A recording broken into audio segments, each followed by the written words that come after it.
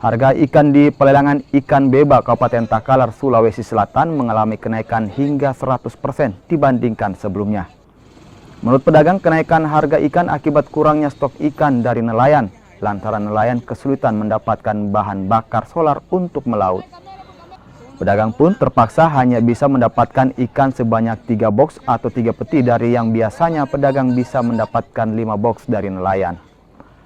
Akibat kenaikan harga ikan, pedagang mengaku merugi karena berkurangnya daya beli masyarakat. Kalau harga ikan naik sekarang, Bos. Ya, selama BBM naik. Berapa naiknya itu, Pak? Biasa dibeli 500 ya, naik ke 600.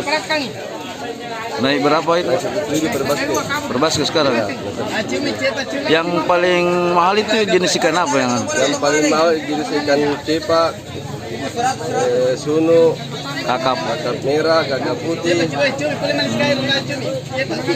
Terus bagaimana kita sebagai pedagang untuk ini, Pak? Karena ada kenaikan ini.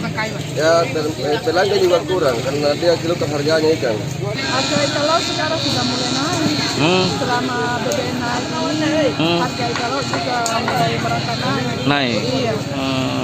Siapa yang biasa paling mahal? Ikan laut yang ikan merah. Oh, kakap. Iya.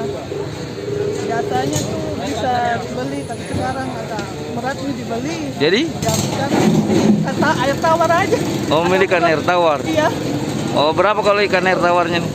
Ikan air tawarnya ada 30 per kilo, ada 35. Paling 35 per kilo. Itu lebih murah. Ya. Kalau ikan laut biasa 50, 100. Nggak sampai yang cuma belanja. Udah sampai ya?